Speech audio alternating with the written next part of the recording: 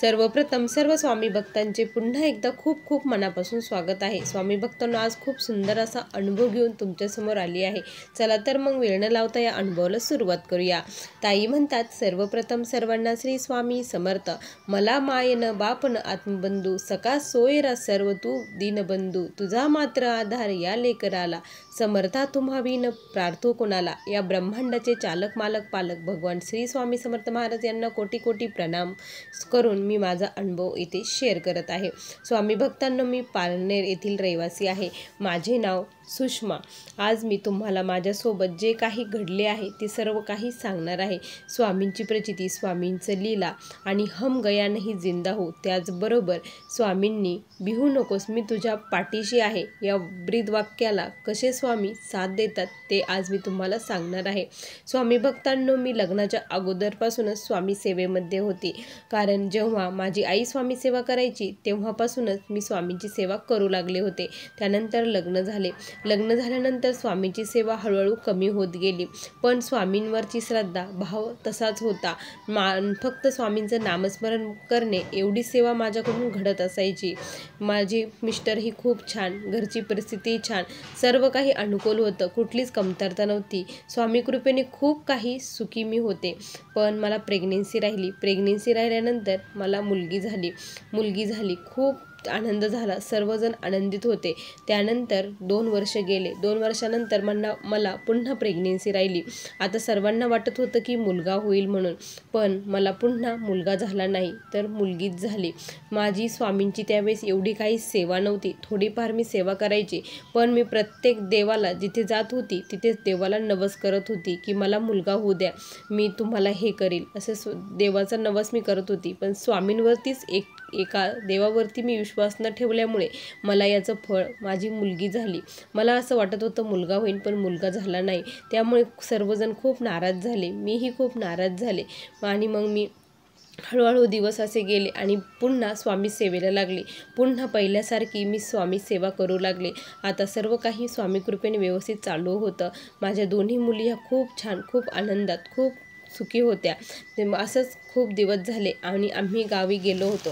गावची जत्रा होती, त्यामुळे गावी गेल्यानंतर तिथे आता सर्व काही मुली तर खूप हे करतात, कारण इकडे असल्यामुळे आम्हाला असं खूप बांधल्यासारखं होत असायचं आणि गावी गेल्यावर खूप छान वाटायचं। मग आम्ही गावी गेलो आणि मुली जत्रा होती त्यामुळे यात्रेत जाण्यासाठी आम्ही निघालो। त्याच वेळेस काय झालं ना की 2 दिवस अगोदर मला एक खूप भयानक स्वप्न पडलं की मी अशी खूप लांब गेली आहे। तिथे कोणीच नव्हतं, खूप उंच झाडे होती, जंगलसारखं होतं आणि तिथे मी गेली होती। तिथे खूप उंच झाडावरती माझी मुलगी आणि आम्ही दोघीच होतो। अचानक माझी मुलगी तेथून गायब झाली। मुलगीचा मी खूप शोध घेऊ लागले, पण मुलगी मला कुठेच सापडत नव्हती। त्यावेळेस काय झालं, अचानक माझी दृष्टी वरती पडल्यानंतर माझी मुलगी झाडावरती बसलेली आहे असं मला दिसलं आणि मग मी तिला म्हटलं, हळू खाली ये, एवढ्यावरती तू कशाला गेली, असं मी म्हणणार ती माझा आवाज ऐकून खाली येऊ लागली आणि ती फांटीवरती जिनं पाय दिलेला होता ती फांटी तुटली आणि माझी मुलगी खूप वरून खाली पडली। मी खूप जोरामध्ये स्वामींना आवाज दिला आणि माझी मुलगी मेंदूवरती पडली। खूप रक्तस्राव होत होता आणि मग माझी मुलगी बोलतही नव्हती, काहीच नव्हती। मग तिथे स्वामी आले आणि स्वामींनी तिच्या डोक्यावरती हात ठेवला आणि माझी मुलगी बोलू लागली आणि स्वामी म्हणले, भिवू नकोस मी तुझ्या पाठीशी आहे।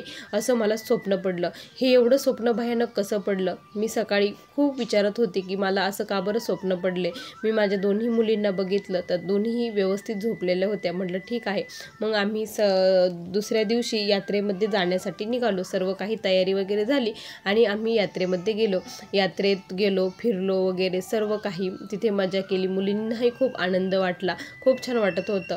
त्यानंतर घरी आल्यानंतर काय झालं की असंच मी सहज माझी मुलीचे कपडे चेंज करत होते। कपडे चेंज करता करता ती बेडवरती उड्या मारत होती। बेडवरती उड्या मारून तिने अशी जोरात उडी मारली ना की ती डायरेक्ट खाली पडल्यानंतर माझ्या मुलीचा हात डायरेक्ट फ्रॅक्चर झाला। त्या दिवशी रविवार होता, प्रचंड गर्दी होती। फ्रॅक्चर झाल्यामुळे तिला आम्ही हॉस्पिटलला घेऊन गेलो, पण तिथे डॉक्टर नव्हते. डॉक्टर नसल्यामुळे खूप रडू येत होतं. काय करावं काही कळत नव्हता. मुलगी तर खूप रडत होती. स्वामींचं नामस्मरण तारक मंत्र चालू होता. त्या दिवशी मला माझ्या त्या स्वप्नाचा अर्थ कळू लागला होता की माझ्या मुलीवरती खूप प्राणघातक संकट आलं होतं, पण स्वामींनी ते थोड्यावर निभावलं होतं. आता स्वामी पुढे काय करायचं? डॉक्टर इथे नाही, कारण रात्रीचे जवळपास 11 वाजले होते. डॉक्टर तर कुठलेच नव्हते. मग आम्ही तिला औषध घेऊन घरी घेऊन आलो. म्हटलं दुसऱ्या दिवशी आम्ही मग यांची जी ओळख होती त्या ओळखीच्या डॉक्टरांना कॉल केला. ते म्हटले की मी इकडे फॉरेनला आलेलो आहे, पण आज येणार आहे म्हणे, तुम्ही घेऊन या म्हणे पेशंट, असं ते म्हटले. आणि मग आम्ही लगेच दुसऱ्या दिवशी सकाळ झाली, सोमवार होता, सोमवारी सकाळ झाली आणि लगेच आम्ही आवरलं आणि माझ्या मुलीला घेऊन त्या हॉस्पिटलमध्ये गेलो. डॉक्टरांनी ॲडमिट वगैरे करून घ्यायचं सांगितलं. एक्सरे वगैरे काढला तर तिथे खूप मोठं फ्रॅक्चर होतं, कारण तिला रॉड टाकावे लागणार होते. एवढं मोठं एवढं लेकरू आणि त्याला एवढ्या मोठ्या संकटातून आता जायचं होतं. स्वामींचा धावा चालू होता, तारक मंत्र चालू होता, डोळ्यातून पाणी थांबत नव्हते. आणि मग डॉक्टर आले. त्यांनी अक्षरशः डॉक्टरांनी गोळ्या घेऊन माझ्या मुलीचं ऑपरेशन केलं. खूप मोठं ऑपरेशन होणार होतं, पण डॉक्टरनी 3 ते 4 तास हे ऑपरेशन केलं. त्यानंतर डॉक्टर बाहेर आले. एवढे थकलेले असूनसुद्धा त्यांनी हे ऑपरेशन केलं आणि डॉक्टर बोलले की खूप छान झालं. मला ती मुलगी आहे, तिची जखम वर दिसू नये या कारणास्तव मी खूप वेळ तिचं ऑपरेशन केलं आहे, दुर्बीणनी केलं आणि होल पाडून तिथे रॉड घातले गेले आहे, असं म्हटले. आणि माझी मुलगी नंतर बाहेर आली. बाहेर आल्यानंतर मुलगी शुद्धीवर नव्हती, तिला भूल दिलेली होती. त्यामुळे तिचा ते चेहरा बघून मला खूप रडू येत होतं. मी प्रचंड रडत होती, इतकी रडत होती ना की बस. स्वामींचा धावा चालूच होता. त्याच वेळेस काय झालं, तिथे एमर्जन्सी पेशंट आलं होतं. माझ्या मुलीसारखीच मुलगी होती आणि ती मुलगी इतका जबरदस्त तिचा ॲक्सिडेंट झालेला होता स्वामी भक्तांनो, ते आज मी आठवलं तरी माझ्या डोळ्यातून पाणी थांबत नाही. त्या मुलीचा इतका जबरदस्त ॲक्सिडेंट झाला होता, कारण तिचं तोंड हे दिसत नव्हतं. पूर्ण जे दात होते ते बाहेर निघलेले होते. पूर्ण डोळ्यातून याच्यातून सगळीकडे रक्त होतं. पूर्ण चेहरा हा रक्ताने भरलेला होता. त्यावेळेस मला ते स्वप्न आठवलं आणि म्हटलं नाही, माझी स्वामींची सेवा होती, स्वामींनी माझ्याकडून सेवा करून घेतली, मला संकेतही दिले, पण फक्त स्वामी कृपेने माझी मुलगी आज वाचली आहे. कारण तिच्यावरती खूप मोठं संकट होतं, ती मेंदूवरही पडू शकत होती, पण तिचं ते स्वामींनी हातावरती घेतलं आणि प्रत्यक्षात स्वामी महाराज तिच्या ऑपरेशनसाठी आले होते हे मला जाणवलं. आणि स्वामींनी मला दाखवूनही दिलं की हम गया नहीं जिंदा हूँ, तुझ्या मुलीला मी वाचवलं आहे. कारण ते ॲक्सिडेंट झालेलं पेशंट मी बघून खूप माझं मन कळवळलं, कारण कदाचित अशी अवस्था आज माझ्या मुलीची देखील असू शकते. त्यानंतर 2 दिवसातच आम्हाला डिस्चार्ज मिळाला. आम्ही घरी आलो. डॉक्टरांनी खूप काळजी घ्यायची सांगितली होती. हिला त्या हातावरती पुन्हा पडू देऊ नका असं सांगितलं होतं. खूप काळजी घेत होतो आणि माझे मिस्टर ऐकत नव्हते की ही जखम भरायची असेल तर हिला नॉनव्हेज खाऊच घालावं लागेल असं ते म्हटले. आणि मग माझ्या मुलीला नॉनव्हेज चालू केलं. तिची अक्षरशः इच्छा नव्हती, ती उलट्याही करायची, पण माझे मिस्टर तिला बळजबरीने खाऊ घालायचे आणि असंच नॉनव्हेज खाऊ, तिला सूप पाजायचे, अंडी द्यायचे, असं चालू होतं. आणि काय झालं ना की 4-5 दिवसच झाले असेल आणि माझी मुलगी पुन्हा त्याच हातावरती पडली. माझ्या काळजाचा ठोका चुकला की पुन्हा पडली. आता स्वामी कसं होणार? डॉक्टरांनी ती खूप काळजी घ्यायची सांगितली होती. पुन्हा आता त्याच वेदना सहन करावं, काय करावं काहीच कळेना. त्यावेळेस मी लगेच धावत पळे स्वामींपुढे गेले.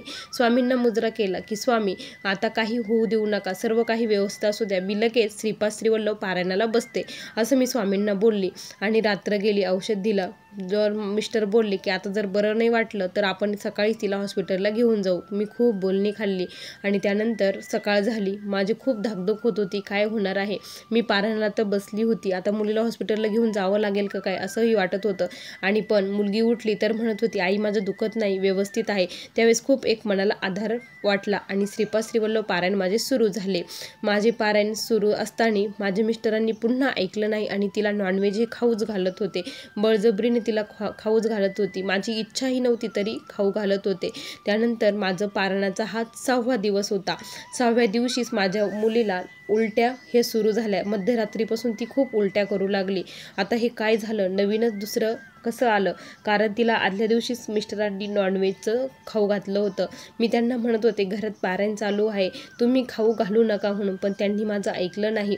आणि तिला प्रचंड उलट्या चालू झाल्या. दुसऱ्या दिवशी माझं उद्यापन होतं. आता काय करावं? उलट्या चालू झाल्या आणि मग तिला हॉस्पिटलला घेऊन जावं लागलं. हॉस्पिटलला नेलं आणि मग मी स्वामींपुढे गेली आणि त्यांना विनंती केली, स्वामी, मला माहीत आहे माझ्या चुकीमुळे घडत आहे. तिला नॉनव्हेज खाऊ घालायला नव्हतं पाहिजे. मला माफ करा.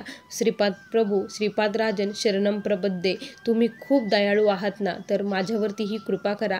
ते माझ्या मुलीचा सर्व त्रास राहू द्या. यानंतर मी तिला कधीही नॉनव्हेज खाऊ घालणार नाही. ज्यावेळेस मी असं बोलली त्यानंतर अर्ध्या तासातच माझ्या मुलीच्या उलट्या ह्या थांबल्या. ती एकदम व्यवस्थित नॉर्मल झाली आणि माझं उद्यापन छान झालं. तेव्हापासून माझी मुलीने मग मी तिला त्यावेळेस नॉनव्हेज दिलंच नाही. स्वामी भक्तांनो, खरंच स्वामी आहेत, पण आपल्याला ते दिसत नाही. पण प्रत्येक गोष्टीवर त्यांचं आपलं बारकाईने लक्ष असतं, हे खरंच आहे. असा मला हा स्वामींचा आलेला दिव्य अनुभव होता. श्री स्वामी समर्थ. बघा स्वामी भक्तांनो, किती सुंदर अनुभव होता. तुम्हाला ताईंचा अनुभव कसा वाटला नक्की कमेंटमध्ये कळवा. पुन्हा भेटूया अशा सुंदर अनुभवासोबत. तोपर्यंत सर्वांना श्री स्वामी समर्थ. जय जय स्वामी समर्थ. श्री गुरुदेव दत्त.